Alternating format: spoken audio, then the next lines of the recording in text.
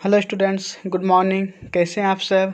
उम्मीद करते हैं आप सब बहुत ही अच्छे होंगे, घर पर होंगे और स्वस्थ होंगे।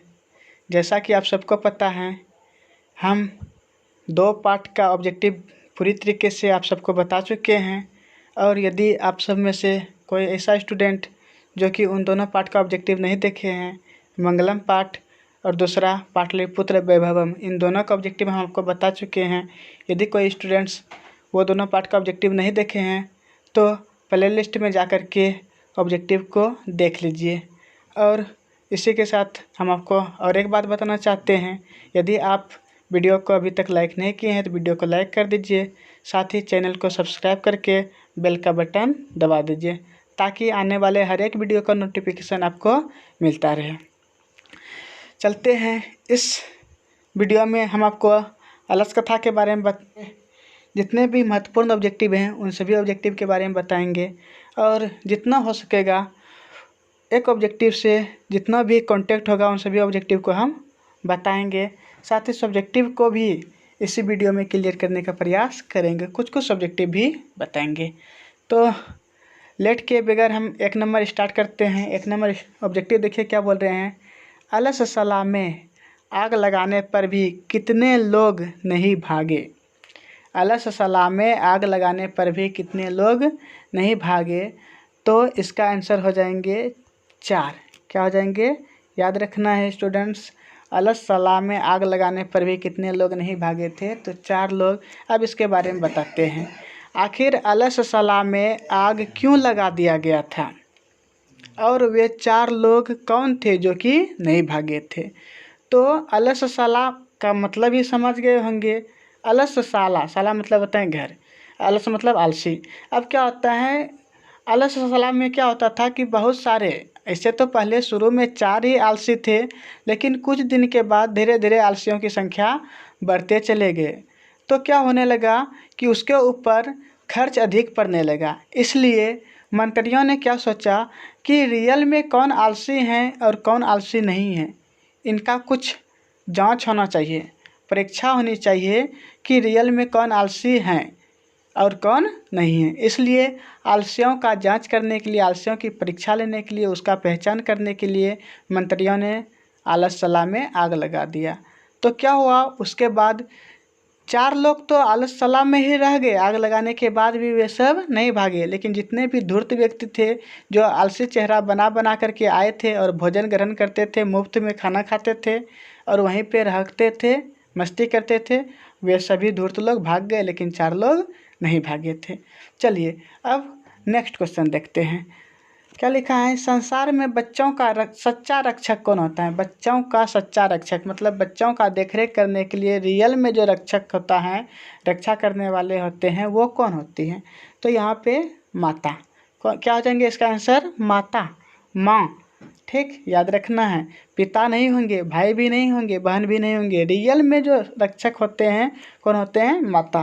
तो इसी ऑब्जेक्टिव से एक और ऑब्जेक्टिव बनता है। क्या बनता है, यदि बच्चों का रक्षक माता होते हैं तो स्त्रियों के रक्षक कौन होते हैं। स्त्रियों के रक्षक पूछ सकते हैं आपको, स्त्रियों के रक्षक कौन होते हैं। तो स्त्रियों के रक्षक होते हैं उसके पति। याद रखना स्टूडेंट, जितने भी स्त्रियां हैं उन सभी के रक्षक, उन सभी का रक्षा करने वाले कौन होते हैं? उनके पति होते हैं। और इसी से और एक ऑब्जेक्टिव बनता है, आलसी पुरुष के रक्षक कौन होते हैं। जो आलसी पुरुष होते हैं, आलसी व्यक्ति होते हैं, उनके रक्षक कौन होते हैं।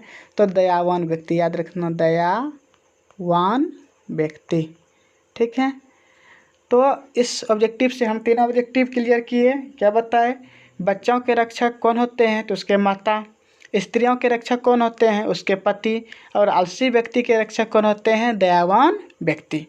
याद रखना है। नेक्स्ट क्वेश्चन देखते हैं हम, अलस कथा के रचयिता कौन है, अर्थात अलस कथा के लेखक कौन है जिसने अलस कथा को लिखे हैं। तो इसका आंसर हो जाएंगे बी नंबर, विद्यापति। क्या हो जाएंगे? विद्यापति। अलस कथा के लेखक कौन है तो याद रखिएगा आप सब, विद्यापति। और अब आपको विद्यापति से इम्पोर्टेंट ऑब्जेक्टिव बताते हैं। विद्यापति एक मैथिली कवि थे, बहुत ही इम्पोर्टेंट हैं, ये बार बार पूछे जाते हैं। विद्यापति कैसे कवि थे, किस भाषा के कवि थे? मैथिली भाषा के कवि थे। याद रखना है आपको, विद्यापति एक मैथिली भाषा के कवि थे। और नेक्स्ट क्या होता है कि ये भी क्वेश्चन पूछ सकते हैं आपको, यदि कवि नहीं पूछेंगे मैथिली भाषा के कवि थे, लोकप्रिय कवि भी थे, इसे भी बोलते हैं किस भाषा के लोकप्रिय कवि थे, मैथिली भाषा के लोकप्रिय कवि थे। ठीक, तो एगो कुछ भी आपको एक्स्ट्रा शब्द जोड़ करके वीडियो क्वेश्चन आपसे पूछ सकते हैं। नेक्स्ट क्वेश्चन क्या है देखते हैं। वीरेश्वर कौन था, याद रखना है वीरेश्वर कौन था। तो याद रखिएगा वीरेश्वर मिथिला का एक मंत्री था। वीरेश्वर कौन था, मिथिला का एक मंत्री था। अब ये भी क्वेश्चन पूछते हैं चेंज करके, कैसे पूछते हैं, मिथिला में मंत्री कौन थे, तो वीरेश्वर, मिथिला का मंत्री कौन थे, तो इसका आंसर हो जाएंगे वीरेश्वर। अब वीरेश्वर के बारे में जान लेते हैं। वीरेश्वर कौन थे, इसके बारे में यदि 2 नंबर में लिखने के लिए आएंगे तो आप लिखेंगे वीरेश्वर मिथिला का एक मंत्री थे जो स्वभाव से सज्जन और दयावान थे। वे अपने राज दरबार में आलसियों को भरपेट भोजन कराते थे, पहनने के लिए कपड़े देते थे और रहने के लिए घर भी देते थे। याद रखना इन सभी ऑब्जेक्टिव को। ठीक, और मिथिला का ये वीरेश्वर कहाँ रहते थे, कहाँ के मंत्री थे, तो मिथिला के। याद रखिए वीरेश्वर कहाँ के मंत्री थे, मिथिला के। नेक्स्ट क्वेश्चन देखते हैं। अलससला में आग क्यों लगाई गई, आपको बताए थे अलससला में आग क्यों लगाई गई।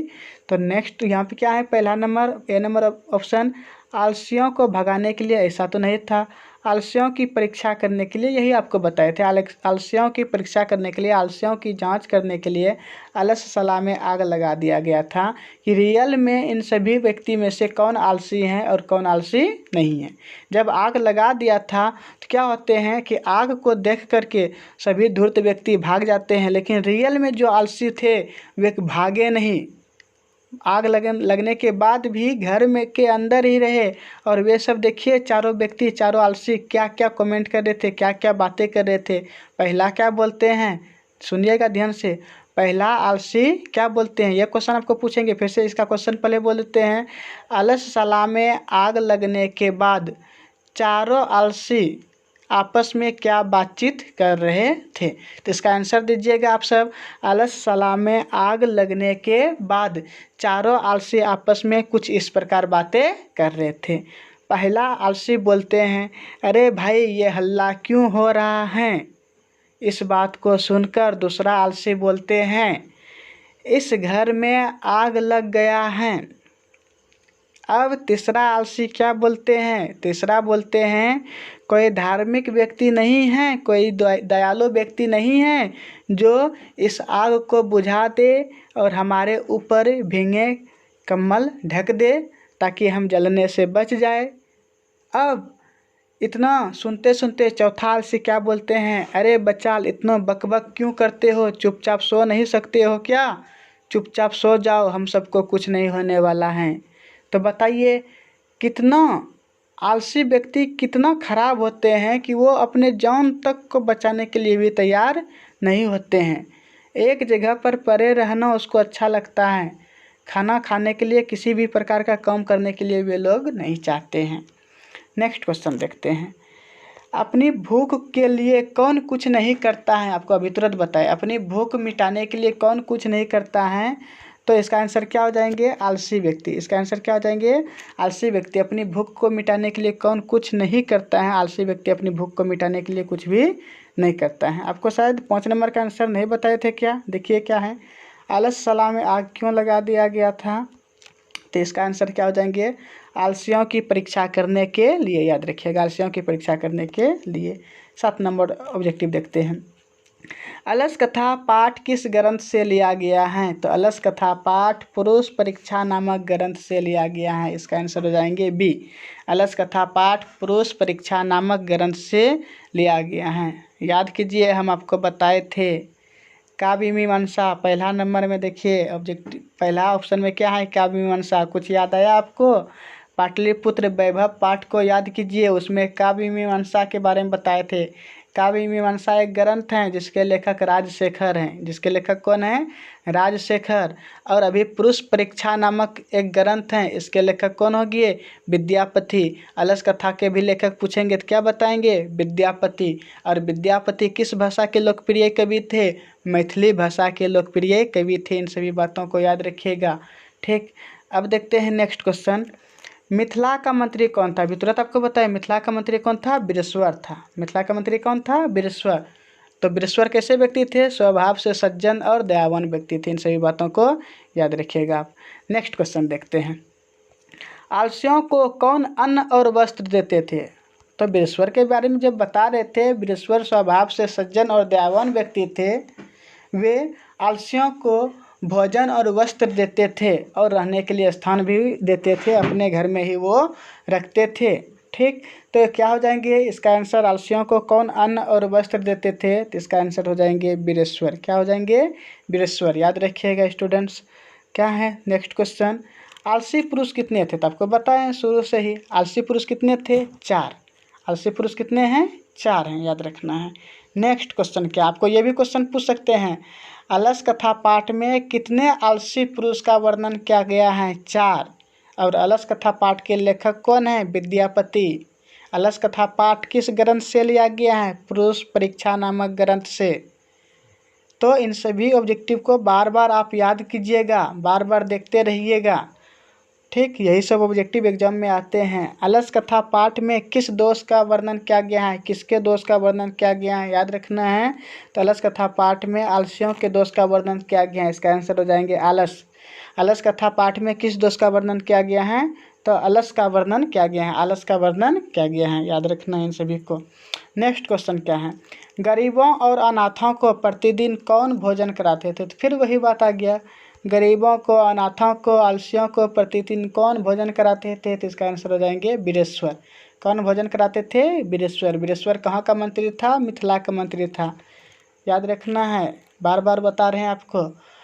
मनुष्य को कौन नष्ट कर देता है? मनुष्य के जीवन को कौन नष्ट कर देता है? यदि ये क्वेश्चन पूछे आपसे तो इसका आंसर हो जाएंगे आलस। क्या हो जाएंगे? आलस। याद रखिएगा, धन कभी नष्ट नहीं कर सकता है मनुष्य को, धर्म भी नष्ट नहीं कर सकता है, लेकिन आलस, आलस क्या होता है कि मनुष्य को नष्ट कर सकता है। आलसी व्यक्ति किसी प्रकार के काम को करने के लिए नहीं चाहते हैं और उसका ज़िंदगी बर्बाद हो जाते हैं, वो कुछ नहीं कर पाते हैं ज़िंदगी में अपने जीवन भर में।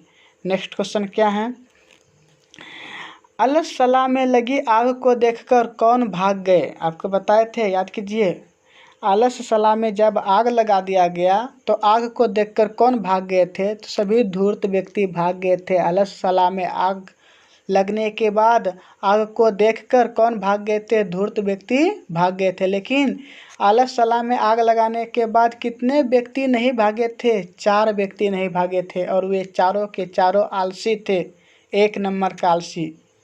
किसी प्रकार के वो काम भी नहीं करने के लिए चाहते थे, चाहे वो भूखे रह जाए लेकिन वो काम नहीं करेंगे। नेक्स्ट क्वेश्चन 15 नंबर, अलस कथा पाठ में किस महत्व का वर्णन किया गया है?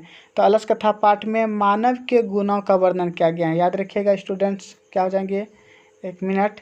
अलस कथा पाठ में मानव के गुणों का वर्णन किया गया है। 15 नंबर में थे हम सब शायद। अलस कथा पाठ में किसके गुणों का वर्णन किया गया है? मानव के गुणों का। नेक्स्ट क्वेश्चन देखते हैं हम सब। मैथिली कवि कौन थे? बार बार तो बताते हैं, विद्यापति एक मैथिली कवि थे, मैथिली भाषा के कवि थे, लेकिन फिर भी ये संस्कृत में देखिए अलस कथा चैप्टर लिखे थे, अलस कथा कहानी लिखे थे। तो विद्यापति 3 भाषा के ज्ञाता थे। कौन कौन थे? संस्कृत, मैथिली और अवहट। याद रखिएगा, संस्कृत, मैथिली और अवहट, ये 3 भाषा के ज्ञानी थे विद्यापति। नेक्स्ट क्वेश्चन, अलस कथा किस प्रकार की कथा है? अलस कथा जो पाठ है ये किस प्रकार की कथा है? तो इसका आंसर हो जाएंगे व्यंग्यात्मक। क्या हो जाएंगे? व्यंग्यात्मक। नेक्स्ट क्वेश्चन, बिरेश्वर नाम का मंत्री कहाँ रहता था? बिरेश्वर नाम का मंत्री कहाँ रहता था? तो इसका आंसर हो जाएंगे मिथिला में। बार बार तो बताते हैं, मिथिला में कौन सा मंत्री रहता था? तो बिरेश्वर। तो बिरेश्वर नाम का मंत्री या बिरेश्वर मंत्री कहाँ रहते थे? तो मिथिला में। ये भी पूछ सकता है, बिरेश्वर नामक मंत्री का घर कहाँ था? मिथिला में था, हो गया। या बिरेश्वर कहाँ का मंत्री था? मिथिला का मंत्री था। नेक्स्ट क्वेश्चन, मैथिली कोकिल के नाम से कौन प्रसिद्ध है? मैथिली कोकिल के नाम से किसे जाना जाता है? तो क्या हो जाएंगे? विद्यापति। मैथिली कवि कौन थे? विद्यापति थे। नेक्स्ट क्वेश्चन, कारुणिक के बिना किसकी गति नहीं होती है। कारुणिक दयावान व्यक्ति के बिना किसकी गति नहीं होती है। तो याद रखिएगा, आलसियों की गति नहीं हो सकती है। दयावान व्यक्ति के बिना आलसी व्यक्ति का गति अर्थात आलसी व्यक्ति का जीवन तनिक भी नहीं चलेंगे। इन सही बातों को याद रखिएगा। तो इस तरीके से आपका क्या होता है, अलस कथा पाठ में जितने भी इम्पोर्टेंट ऑब्जेक्टिव था उन सभी ऑब्जेक्टिव को हम आपको बता दिए हैं।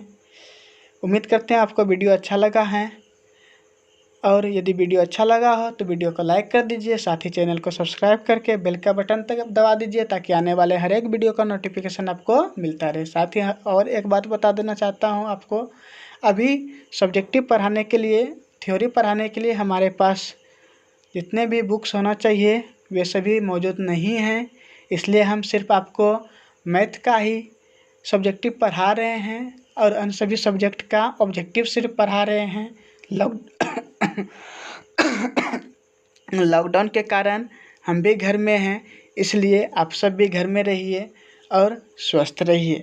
जल्द ही हम आपको हर एक चैप्टर का सब्जेक्टिव भी बताएंगे बारीकी से, तनिक भी आपको प्रॉब्लम नहीं होंगे। आज के लिए इस वीडियो में इतना ही।